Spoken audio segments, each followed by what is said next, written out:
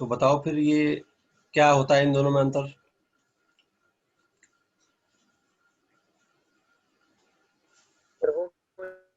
हाँ बोलो।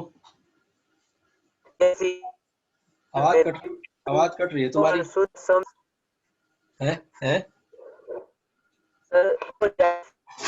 होमोजाइगोस सभी जीवों में प्रत्येक लक्षण के लिए हम्म दो जीन होते हैं। हम्म यदि किसी जीन रूप में दोनों जीन समान हो तो वो लक्षण शुद्ध अथवा समयुग्मनजी होमोजाइगोस कहलाता है। हाँ ठीक है। और और हेट्रोजाइगोस किसी जीव में किसी लक्षण के लिए दोनों जीन युग्म विकल्पी होने पर वो जीव नहीं नहीं नहीं नहीं विषम नहीं, युग्म अरे हेट्रोजाइगोस भाई कहलाता है। नहीं नहीं ऐसे नहीं बोलेंगे इसको। इसको ऐसे बोलो ना, आपकी जो जीन है ना, किसी कारक या जीन जो किसी लक्षण के लिए जो जीन है उसके युग्म विकल्पी, उसके युग्म विकल्पी एलील उसकी अगर समान है तो होमोजाइगोस और असमान है तो हेटेरोजाइगोस। समझ गए? ऐसे बोलो, उसके वर्डिंग ये युग्म होनी विकल्पी होने पर युग्म किसी जीन के किसी लक्षण समझ रहे हो मेरी बात? मैं क्या कह रहा हूँ? हाँ यस सर। हाँ युग्म जी विकल्पी सर। जिसके अलग है। जीन तो वही है ना, जीन की फॉर्म होती है ना वो तो। भाई एलील क्या होते हैं? एलील जीन की फॉर्म होती है, उनके जी प्रकार सर। होते हैं। उनके जी युग्म सर। विकल्प होते हैं। जी तो सर। हाँ ये नहीं बोलेंगे कि युग्म अलग अलग इसमें ये बोलेंगे कि युग्म विकल्पी जो है, एलील जो है, जिसमें जिस जीव में समान होंगे तो वो हो गया हेटेरोजाइगोस होमोजाइगोस, और जिसमें अलग होंगे तो उसको हम कहेंगे हेटेरोजाइगोस। हेट्रोजाइगोस जी सर। हम्म तो बोलो क्या मतलब हुआ इसका? सर टेस्ट पर जब किसी जीनों का जीनोटाइप ज्ञात करने के लिए उसका शुद्ध अप्रभावी से संकरण कराया जाता है सर टेस्ट हाँ क्रॉस कहलाता है। और अच्छा। सर बैक क्रॉस F1 संतति का शुद्ध प्रभावी या अशुद्ध प्रभावी जनक से संकरण हाँ तो कराने पर देखो, बैक अगर क्रॉस। इसको एक लाइन में समझना हो तो बैक क्रॉस का ही एक फॉर्म है टेस्ट क्रॉस, है ना?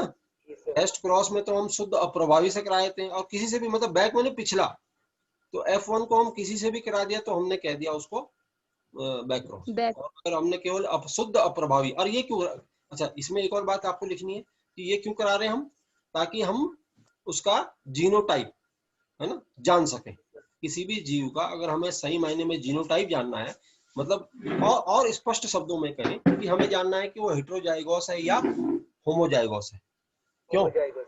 हाँ हेटेरोजाइगोस है कि होमोजाइगोस है, क्योंकि हमने बताया था ना कहाँ, जहाँ डोमिनेंट डोमिनेंट अगर लक्षण तो जैसे लाल सफेद होगा तो लक्षण तो लाल ही है, लेकिन हो सकता है कि वो जीव जो है वो हेटेरोजाइगोस है। तो इसका पता कैसे लगेगा? आप टेस्ट क्रॉस करा दो उसको, शुद्ध शुद्ध अप्रभावी के साथ उसका संकलन करा के देख लो। उसमें अगर आपको संतानें जो 50-50% मिलती हैं, है ना, तो इसका मतलब है कि जो वो वाली पीढ़ी थी वो क्या थी? हेटेरोजाइगोस थी।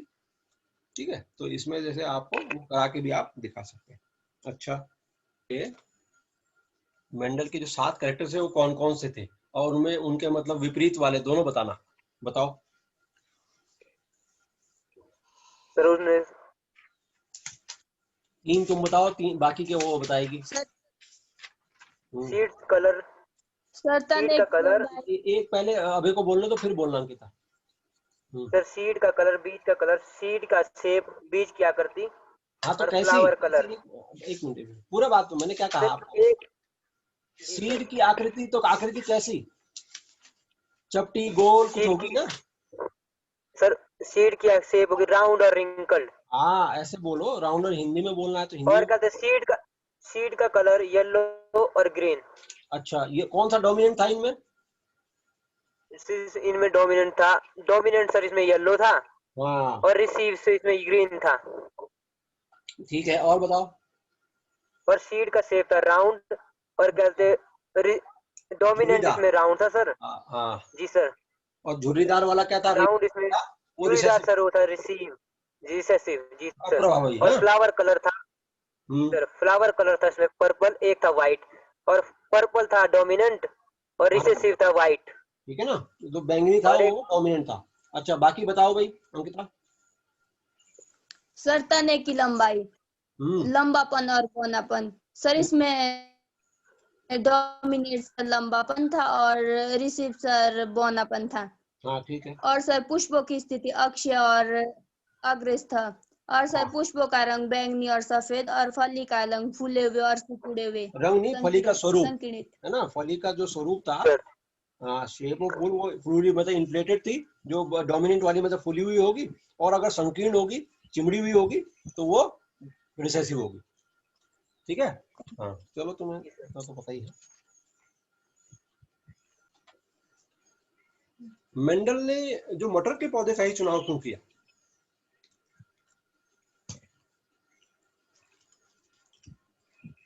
सर क्योंकि मटर के पौधे बहुत से ऐसे लक्षण होते हैं जो उसके विरुद्धाभासी होते हैं।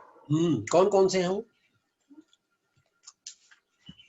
वो सर जैसे उसमें जो कोई, जैसे उसमें बीज का कोई सीड का जो मतलब बीज शेप होती, कोई तो जैसे होते चिमड़े वैसे नहीं उसको नहीं नहीं मतलब। नहीं, नहीं, नहीं, ये तुम आंसर नहीं ढंग से देखो, ढंग से बताओ। मतलब एक तरह से उसने मटर को ही क्यों चुना, ये बहुत उसमें 2-3 कारण आते हैं। अच्छा देखो, खुद ही सोचो, अगर वो कोई बड़ा पेड़ चुनता जो 1 या 2 5-10 साल में फल देता या फूल देता, तो क्या उसका एक्सपेरिमेंट जल्दी जल्दी मिल पाते? जी सर। तो पहली बात तो ये थी कि मटर का पौधा जो है कैसा होता है, 1 वर्षीय जल्दी पौधा होता है ना, तो आसानी से बगीचे में उगाया जा सकता है। जी ये सर। कारण तो ये था। और बताओ अंकिता। और सर ये स्वपरागण के कारण मटर के पौधे सगयुग्मजी होमोजाइगोस होते हैं, अतः पीढ़ी दर पीढ़ी इसके इसके पौधे शुद्ध लक्षण वाले बने रहते हैं। बने रह सकते थे, मतलब बनाया जा सकता है उनको। वैसे तो पौधा कैसा होता है, पौधा जो होता है वो बाइसेक्सुअल होता है, हर्मेफ्रोडाइट होता है बेटा, जिसमें मेल और फीमेल फ्लावर में दोनों पुमंग और जायांग दोनों ही होते हैं। इसीलिए इसको सर था क्योंकि उसमें दोनों। उभयलिंगी पुष्प, हाँ सर इसे उभयलिंगी पुष्प कहते हैं। हाँ, उभयलिंगी पुष्प है ना, तो उसमें से जब उसको निषेचन वगैरह कराना होता था तो एक में से वो निकालता था, जो प्रक्रिया उसने अपनाई थी ना हाइब्रिडाइजेशन की, तो उसके लिए आसान थी वो, जी सर। है ना। कृत्रिम परागण इसमें हम करा सकते थे आसानी से, इसीलिए भी इसने चुना इसको, है ना, कृत्रिम परागण। और एक और बात आती है कि विभिन्न उसमें लक्षण मिल रहे थे, जैसे हमने अभी बात करी कि वो 7 तरह से उसको अलग अलग लक्षण उसमें मिलते थे, है ना, जी सर। तो ये भी एक कारण था।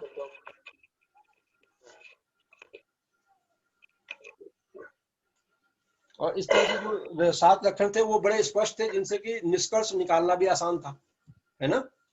तो इस कारण से उसने, मेंडल ने जो है इन मटर के पौधे का चुनाव किया, जी सर। फिनोटाइप है ना। तो जीव की जीन संरचनाएं। सर जीनोटाइप होता है जो हाँ किसी हाँ, भी जीन, लक्षण का ठीक है ठीक आंतरिक है, रूप सही, हाँ, सही कह रहे हो। जीन संरचना, किसी जीव की जीन संरचना की जब हम बात करते हैं, उसमें जो जीन्स है वो कैसे हैं, तो तब तो हम कहेंगे जीनोटाइप, है ना। और जब हम उसका सर बाहरी लक्षण देखते हैं, उल्टा बाहरी रूप, जी सर, लंबा बाहरी या रूप बौना, देखते हैं, जी सर। हाँ, तो वो यस सर। फिनोटाइप। फिनोटाइप, जी सर। हाँ बच्चों, स्वप्रभाविता क्या होता है? सर दो विपरीत लक्षणों के संकरण के पश्चात F1 पीढ़ी में दोनों ही लक्षण अपने को प्रकट करते हैं। हाँ ठीक है ना, ये बात। और इसका उदाहरण क्या क्या हो सकता है? इसका सर एक एक group red formation, Rohan white. अभी बताओ, और कौन है सर क्लास में? ब्लड, 1 मिनट, और कौन है क्लास में? 3, अच्छा तुम दो ही हो बस। अच्छा चलो बोलो। सर में सर तो दो मवेशी और ब्लड ग्रुप मवेशी वाला। वाला। हाँ, उसको आपको ध्यान रखना, लिख लेना उसको, और आपको बनाना भी आना चाहिए, ठीक है ना। क्रॉस कैसे बनाना है वो आपको ध्यान रखना। बताओ भाई, अपूर्ण प्रभाविता क्या होती है और उसके क्या उदाहरण है? सर एक दो बोलो। विपरीत लक्षणों में से कोई भी लक्षण पूर्ण प्रभावित नहीं हो पाता। दोनों लक्षण स्वयं को प्रदर्शित करना चाहते हैं। ये सर गुलावास वाला उदाहरण, रेड और हाँ व्हाइट। पूरा आराम से, आराम से। अरे तू तो ऐसे बोली बिल्कुल डॉक्टर बन गई, जरा सा शुद्ध तरीके से बोल, ठीक है। सर रेड और व्हाइट फ्लावर के बीच क्रॉस कराया सर, पिंक फ्लावर मिला सर। हाँ, और काले और गोरे की शादी होगी तो बच्चा कैसा होगा? बताओ, अरे यही तो है, सीखना है, जरूरी थोड़ी ना केवल वही रटा रटा एग्जाम्पल। Sir white. अरे धत तेरे की, व्हाइट कैसे हो जाएगा जब काला गोरा है? तो सांवला होगा मिक्स में, तभी तो हम अपूर्ण कहेंगे। क्यों? समझे नहीं समझे? Yes sir. हाँ, तो वैसे बोलोगे ना, क्योंकि मिक्स हो जाएंगे ना भाई, काला भी थोड़ा होना चाहिए और वो भी होना चाहिए। अब वो रंग कैसा आएगा?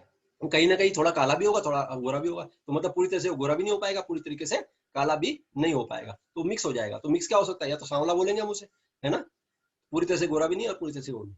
और यही हम अगर इसको सप्रभाविता में कह रहे होते तो हम कहते कि जी उसमें चकत्ते पड़ जाएंगे, हैं, दोनों चीजें होंगी, आधा आधा कहीं गोरा हो गया, आधा काला हो गया, ऐसा हो सकता था। ऐसा मैं एक बता रहा हूँ, ऐसा जरूरी नहीं कि प्रैक्टिकली ऐसा हो, बट ये अगर हम इसको थ्योरेटिकली सैद्धांतिक रूप से देखें मेंडल के उदाहरण के हिसाब से, तो ऐसा ही होगा। समझ गए? जरा आसान सवाल देख रहे थे ना, तो थोड़ा सा अब बताओ मुझे कि ये जो मैंने लिखा है बहुजीनी वंशागति, ये क्या होती है? कुछ लक्षणों के phenotype प्रकटन में दो अलग-अलग लोसाई पर स्थित जीन युगलों में पारस्परिक अनुक्रिया होती है, अर्थात एक जोड़ी के जीन दूसरी जोड़ी के प्रभाव को बदल देते हैं या दबा देते हैं या फिर बढ़ा देते हैं। अच्छा, और अंकिता तुम क्या कहोगे?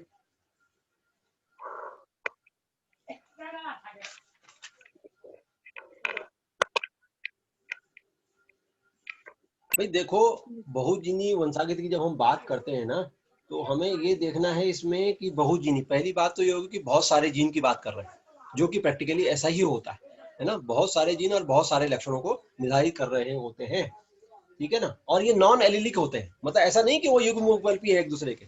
हम तो अभी तक तो जैसे हमने मेंडल में जो हम पढ़ते थे, हम एक जीन पढ़ते थे कि एक जीन है उसके दो विकल्प है ना। फिर हमने देखा कि एक जीन है लेकिन कई विकल्प भी हो सकते हैं युग्म में, जैसे कि हमने जो ब्लड ग्रुप में देखा था, वहाँ 3 एलील होते हैं, है ना। तो यहाँ हम बात करते हैं कि बहुजीनी, ऐसा भी हो सकता है कि बहुत एक से अधिक जोड़े द्वारा नियंत्रित होते हैं, कुछ नॉन जो एलिलिक जीन्स के एक से अधिक जोड़े द्वारा कुछ लक्षण नियंत्रित होते हैं, जैसे कि जैसे ऊंचाई, वजन, है ना। तो ये कैसे होता है, इनको बोलते हैं, इसकी जब हम वंशागति का अध्ययन करते हैं तो हम उसे कहते हैं बहुजीनी वंशागति।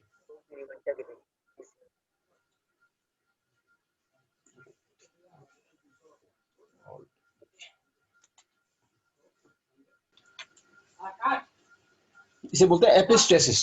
बताओ क्या होती है?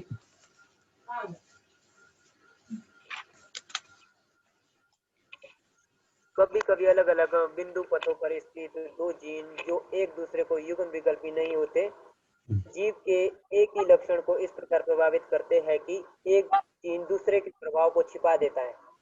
इस घटना को एपिस्टेसिस या प्रबलता कहते हैं। तो फिर अप्रबलता और कि जो ये प्रभाविता का नियम है, इसमें क्या डिफरेंस होता है?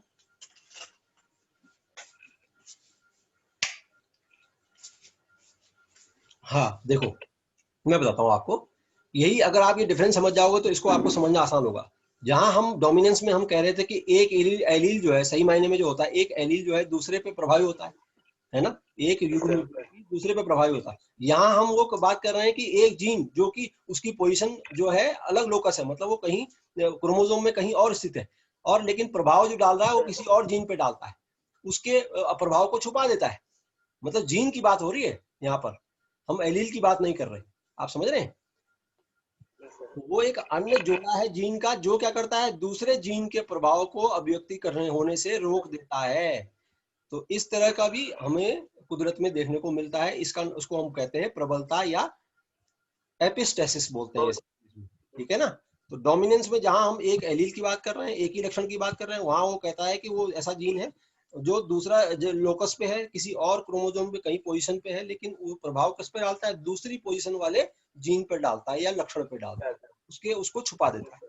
हम भाई जब हम एलील की बात करते हैं तो वो जो जो उसका मतलब इस तरह से समझ सकते हैं आप उसको कि, लेट मी मैं ड्रॉ करता हूँ आपके लिए। भाई एक ये है क्रोमोसोम, एक जीन इसका ए है, होमोलोगस क्रोमोसोम हम बताते हैं। तो होमोलोगस एक ये, एक होमोलोगस मान लो, ये क्रोमोसोम होमोलोगस है। एक जीन मतलब एलील यहाँ पर है अगर टी, तो इसी का ठीक यहाँ पर है, मान लो ये भी टी है ना। तो ये एक जीन है, लेकिन वो इफेक्ट किस पे कर रहा है, कहीं यहाँ मौजूद किसी जीन को, जो यहाँ पर मौजूद है कोई जीन, उसके प्रभाव को प्रभावित कर रहा है, ये इसके प्रभाव को नहीं कर रहा है। ये इसके प्रभाव को ना करके ये क्या कर रहे हैं, इसके प्रभाव, ये वाला जो यहाँ पर जीन है इसके प्रभाव को प्रभावित करता है, इसका अपना एक्सप्रेशन नहीं होने देता। तो ऐसी स्थिति को हम कहते हैं, क्या कहते हैं, प्रबलता, एपिस्टेसिस। ठीक है। मनुष्यों में, है ना, मनुष्यों में सेक्स का निर्धारण कैसे होता है अंकिता?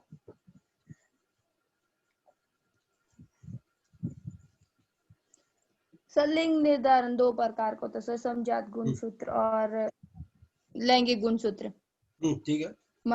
ये तो 2 प्रकार के वो होते हैं क्रोमोसोम, है ना, जैसे हमने पढ़ा था कि लिंग क्रोमोसोम होते हैं, एक ऑटोसोम, एक होते हैं सेक्स क्रोमोसोम। हाँ, फिर आगे सर लिंग निर्धारण की एक्स विधि में स्त्री में दोनों लैंगिक गुणसूत्र XX होते हैं और पुरुष में XY होते हैं। स्त्री में अंड जनन होता है। हाँ सर, हाँ बोलो। सर स्त्री में अंड जनन होता है और सर पुरुष में शुक्राणु जनन से बनते हैं, शुक्राणु। हाँ, तो लेकिन शुक्राणु बनते हैं तो उनमें कैसे होगा, मतलब X जाता है Y जाता है, इसका चांस कितना होता है? 50-50।